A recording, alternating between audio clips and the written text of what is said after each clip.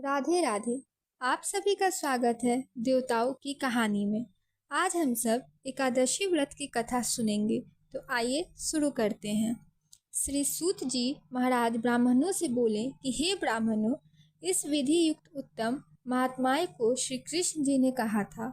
जो उत्तम जन इस व्रत की उत्पत्ति भक्ति से सुनते हैं, वे इस लोक में अनेक प्रकार के सुख भोग कर अंत में विष्णु लोक को प्राप्त होते हैं। पूर्व काल में श्री भगवान ने अर्जुन के प्रति एकादशी व्रत की उत्पत्ति विधि इत्यादि कही थी, सो उन्हीं के कथोपकथन रूप से मैं कहता हूँ। अर्जुन ने पूछा कि हे जनानन, जो रात्रि में उपवास करते हैं तथा एक ही समय भोजन करते हैं, उन्हें कैसा पुण्य मिलता है और उस उपवास करने की विधि क्या है? सो अब आप कृपा करके कहिए। यह सुनकर श्री कृष्ण भगवान ने कहा कि सबसे प्रथम दसवीं की रात्रि को दंत धावन करे, अर्थात दिन के 8वें प्रहर में जब सूर्य का तेज मंद पड़ जाए तब दंत धावन करना चाहिए और रात्रि को भोजन न करे। पुनः प्रातःकाल निश्चित चित्त होकर संकल्प करे। मध्याह्न में भी संकल्प पूर्वक स्नान करे। नदी, तालाब, व्यापी, कूप आदि में स्नान करना चाहिए। स्नान के पहले मृतिका स्नान अर्थात मिट्टी का चंदन लगाना चाहिए। स्नान करके व्रती पुरुष पतित, चोर, पाखंडी, मिथ्या, दूसरों का उपवाद करने वाला, देवता, वेद और ब्राह्मण की निंदा करने वाला और जो अगम्य गमन करने वाला, दुराचारी, परद्रव चुराने वाला, इन सबों से बात न करे। यदि देवात इनको देख ले तो आप इस पाप को दूर करने के लिए सूर्य को देखें। स्नान के अनंतर सादर नैवेद्य आदि अर्पण कर भगवान की पूजा करें, दीपदान करें। यह सब कर्म भक्ति भाव युक्त होकर करें। उस दिन निद्रा और मैथुन न करें।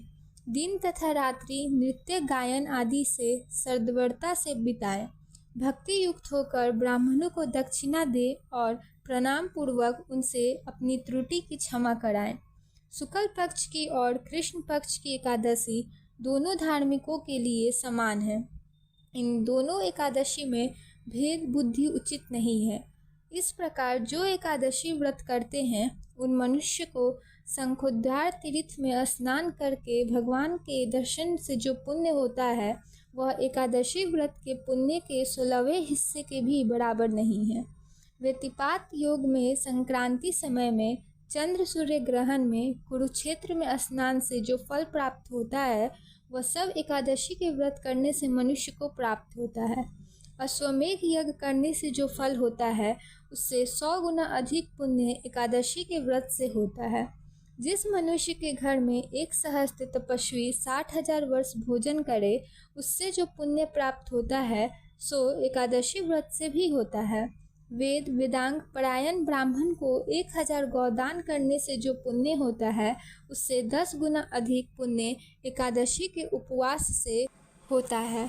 10 उत्तम ब्राह्मणों को भोजन कराने से जो पुण्य होता है, उससे 10 गुना अधिक पुण्य एकादशी के उपवास से होता है। 10 उत्तम ब्राह्मणों को भोजन कराने से जो पुण्य होता है, ब्रह्मचारियों के भोजन से होता है और इससे 1000 गुना अधिक कन्या और भूमि दान से पुण्य होता है। इससे 10 गुना अधिक विद्यादान से पुण्य है। विद्यादान से 10 गुना अधिक पुण्य भूखे को अन्न देने से होता है। अन्न दान के बराबर और दूसरा पुण्य नहीं है। इसके द्वारा स्वर्गीय पितर तृप्त होते हैं। इसके पुण्य का प्रभाव देवताओं को भी जानना दुर्लभ है। नक्त व्रत करने का आधा फल एक मुक्त व्रत से होता है। एकादशी को इनमें से कोई करना चाहिए। तीर्थ तभी तक गर्जना करते हैं, दान नियम यम अपने फल की तभी तक घोषणा करता है, यज्ञों का फल तभी तक है जब तक कि एकादशी प्राप्त नहीं हुई है। इस कारण अवश्य एकादशी व्रत करना चाहिए। शंख से जल नहीं पीना चाहिए, मछली और सूअर नहीं खाना चाहिए और अन्न नहीं खाना चाहिए। एक एकादशी के समान 1000 यज्ञ भी नहीं है। अर्जुन ने पूछा, हे देव, आप इस तीर्थ को सब तीर्थों से श्रेष्ठ तथा पवित्र कहते हैं, इसमें क्या कारण है? भगवान ने कहा कि पहले सतयुग में मूर नामक एक महाभयंकर दैत्य था, जिसके भय से सभी देवता भयभीत थे। उसने इंद्र आदि देवताओं को जीतकर उन्हें उनके स्थान से भ्रष्ट कर दिया था। तब इंद्र ने महादेव जी से कहा कि हम लोग इस समय मूढ़ दैत्यों के अत्याचार से पीड़ित होकर मृत्यु लोक में अपना काल बिता रहे हैं और देवताओं की दशा तो कहीं नहीं जाती, सो कृपा करके इस दुख से छूटने का उपाय बतलाइए। तब श्री महादेव जी ने कहा कि हे देवो, हे राजा इंद्र, आप भगवान श्री विष्णु के पास जाइए। महादेव जी के वचन सुनकर देवराज इंद्र देवताओं में को साथ लेकर क्षीर सागर में जहाँ जगतपति जनार्दन सोए थे वहाँ गए। भगवान को सोए हुए देखकर इंद्र ने हाथ जोड़कर उनकी स्तुति की कि हे देवताओं के देव, हे देव पूजित, आपको नमस्कार है। दैत्यों के नाशक मधुसूदन, हे पुंडरीकाक्ष, आप हम लोगों की रक्षा करें। हे जगन्नाथ, दैत्यों से डरकर सब देवताओं मेरे साथ आपकी शरण में आए हैं। आप हम लोगों की रक्षा करें। आप इस जगत के मातृस्वरूप हैं, आप पिता हैं, आप ही इस जगत के स्थितिकर्ता, उत्पत्तिकर्ता और संहारकर्ता हैं। आप देवताओं के सहायक हैं तथा उन्हें सुख देने वाले हैं। आप पृथ्वी हैं, आकाश हैं और संसार के प्राणियों के उपकारक हैं। आप ही संसार हैं तथा संपूर्ण त्रैलोक की रक्षा करने वाले हैं। आप ही सूर्य, चंद्रमा, अग्नि, द्रव, हव्य, मंत्र, तंत्र, यजमान, यज्ञ और समस्त कर्म फल भोक्ता ईश्वर भी हैं। इस संपूर्ण जगत में ऐसा कोई स्थान नहीं है जहां आप ना हो। हे शरणदाता, आए हुए के रक्षक, हे देव, हे भगवान, आप हम लोगों की रक्षा करें। इस समय दानवों के देवताओं को जीत लिया है और उन्हें स्वर्ग से निकाल दिया है। अब देवता लोग अपने स्थान को छोड़कर भूमि में मारे मारे फिरते हैं। आप ही उनके अब रक्षक हैं। इस प्रकार से इंद्र के वचनों को सुनकर भगवान बोले कि वह कौन दैत्य है जिसने देवों को जीता है? वह कहाँ रहता है? उसका क्या नाम है और उसका बल क्या है? हे इंद्र, यह सब विस्तार पूर्वक कहिए तथा भय छोड़ दो।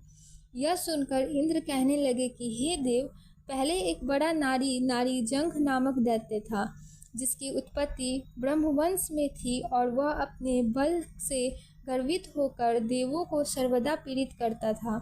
उसी का पुत्र मरु दैत्य है, जिसकी राजधानी का नाम चंद्रावती है। वह नगरी अति सुंदर है।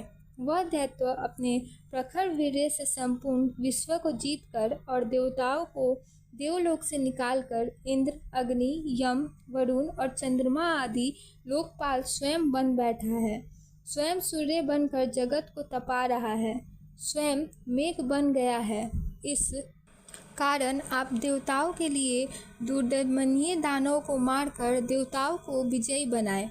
श्री भगवान इंद्र से उसका अत्याचार सुनकर अत्यंत क्रुद्ध हुए तथा इंद्र को संबोधन करके बोले कि देवेंद्र, अब मैं आप लोगों को शत्रु भय से शीघ्र ही निर्मूल करूंगा। और हे बलशाली देवों, आप लोग सब मिल चंद्रावती पुरी को जाओ।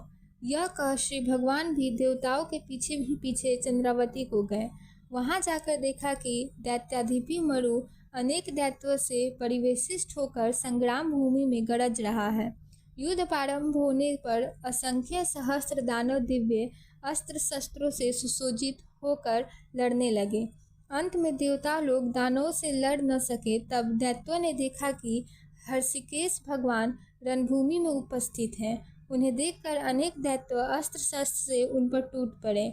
जब भगवान ने देखा कि देवता भाग गए हैं, तब शंख, चक्र, गदा भगवान अस्त्र शस्त्र से राक्षसों को विद्ध करने लगे। उन सर्प समान अस्त्रों से वृत अनेक दानव इस लोक से चिरकाल के लिए प्रस्थित हुए, परंतु दैत्याधिक निश्चल भाव से युद्ध करता रहा। भगवान जिन जिन अस्त्रों का प्रयोग उस पर करे, वे सब उसके तेज से कुंठित होकर पुष्प के समान उसके अंग से मालूम पड़ते थे।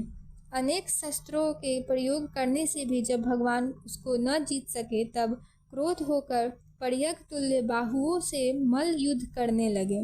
देवताओं के 1000 वर्ष भगवान ने उससे युद्ध किया, परंतु वह नहीं हारा। तब भगवान शांत होकर विश्राम करने की इच्छा से बद्रिकाश्रम चले गए। वहाँ 48 कोस की लंबाई में विस्तृत और एक द्वार युक्त हेमवती नामक गुफा में शयन करने के अर्थ भगवान ने प्रवेश किया। हे धनंजय, मैं उस गुफा में सोया था। वह दानव भी मेरे पीछे पीछे उस गुफा में चला आया और मुझे सोते देखकर मारने के लिए उद्यत हुआ। वह समझता था कि आज मैं दानवों के चिर शत्रु इनको मारकर उन्हें निष्कंटक बनाऊं। उसी समय मेरे शरीर से अत्यंत सुंदरी दिव्य अस्त्र लिए एक कन्या उत्पन्न होकर दानवराज के सन्मुख युद्ध के लिए उपस्थित हुई। देवेंद्र उससे युद्ध करने लगा और युद्ध में उसकी निपुणता देखकर सोचने लगा कि इस रुद्र स्वरूप स्त्री को किसने बनाया, जिसके बाण ब्रजों के समान हैं। पुनः उन दोनों में घमासान युद्ध आरंभ हुआ। एक मुहूर्त में ही उस कन्या ने दानवराज के अस्त्र शस्त्र को काटकर उसे रथहीन कर दिया। वह दानव विरत और निशस्त्र होकर आक्रमण करने के लिए दौड़ा, परंतु भगवती ने उसे मुष्टिक मारकर जमीन पर गिरा दिया। पुनः उठकर कन्या को मारने की इच्छा से वह दौड़ा। उसे आते देखकर भगवती ने उसका सिर धड़ से अलग करके उसे यमलोक को भेज दिया और उसके साथी भयभीत होकर पाताल को चले गए। तब भगवान उठे और सामने हाथ जोड़ खड़ी हुई उस कन्या को देखकर परम प्रसन्न हुए और बोले कि संपूर्ण देव, गंधर्व, नाग, लोकेश सभी को जीतने वाले इस दुष्ट दानव को रण में किसने मारा है, जिसके भय से मैंने इस कंदरा का आश्रय लिया था, सो किसने कृपा कर मेरी रक्षा की है। कन्या ने उत्तर दिया कि हे प्रभु, आपको सोया देखकर वह आपको मारना चाहता था कि आपके अंश से उत्पन्न हुई मैंने ही इस दानव का संहार करके देवताओं को निर्भय किया है। मैं सर्वशत्रु दमनकारिणी आपकी ही महाशक्ति हूँ। हे प्रभु, आप बतलाइए कि इसके मारने से आपको क्या आश्चर्य हो रहा है। भगवान बोले कि हे निष्पाप, इस दानव को मारने से तुझ पर मैं अत्यंत प्रसन्न हूँ। इस समय सभी देवता अत्यंत हर्षित हो गए हैं और तीनों लोकों में इस समय आनंद छा रहा है। अतएव निसंकोच होकर तुम्हारी जो इच्छा सो वर मांगो। स्मरण रखो कि देवताओं को दुर्लभ वर भी तुम मांगोगी तो मैं तुम्हें दूंगा। कन्या बोली कि हे भगवान, यदि आप मुझ पर प्रसन्न हैं और यदि वर देना चाहते हैं तो मुझे वह वर दीजिए कि इस दिन यदि कोई उपवास करे तो मैं उसके पापों से उसे ताड़ने में समर्थ हूँ और उपवास से जो पुण्य होता है उससे आधा रात्रि भोजन में होवे और उसका आधा पुण्य एक संध्या भोजन करने वालों को हो।